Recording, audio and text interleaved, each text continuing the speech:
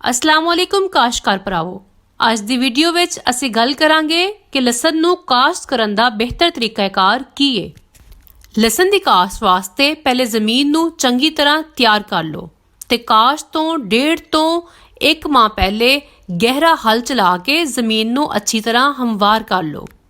ਉਹਦੇ ਤੋਂ ਬਾਅਦ 8 ਤੋਂ 10 ਟਨ ਗੋਬਰ ਦੀ ਗਲੀ ਸੜੀ ਖਾਦ ਜ਼ਮੀਨ 'ਚ ਮਿਲਾ ਕੇ ਪਾਣੀ ਦੇ ਦਿਓ।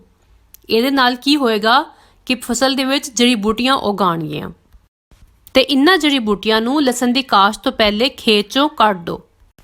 ਕਾਸ਼ਤ ਵੇਲੇ ਜ਼ਮੀਨ ਦੇ ਵਿੱਚ 2 ਤੋਂ 3 ਮਰਤਬਾ ਹਲ ਚਲਾ ਕੇ ਸਹਾਗਾ ਦਿਓ। ਜ਼ਮੀਨ ਦੇ ਤਿਆਰ ਹੋਣ ਤੋਂ ਬਾਅਦ ਜ਼ਮੀਨ ਨੂੰ 5-5 ਮਰਲੇ ਦੀਆਂ ਕਿਆਰੀਆਂ ਦੇ ਵਿੱਚ ਤਕਸੀਮ ਕਰ ਲਓ। ਖੇਤੀ ਦੇ ਵਿੱਚ ਕਿਤਾਰ ਤੋਂ ਕਿਤਾਰ ਦਾ ਫਾਸਲਾ 6 ਤੋਂ 8 ਇੰਚ ਜਦੋਂ ਕਿ ਪੌਦੇ ਤੋਂ ਪੌਦੇ ਦਾ ਫਾਸਲਾ 3 ਇੰਚ ਰੱਖੋ।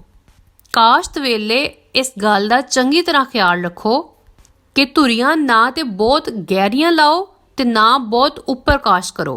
ਕਾਸ਼ਤ ਤੋਂ ਬਾਅਦ ਪਾਣੀ ਜ਼ਰੂਰ ਦਿਵੋ।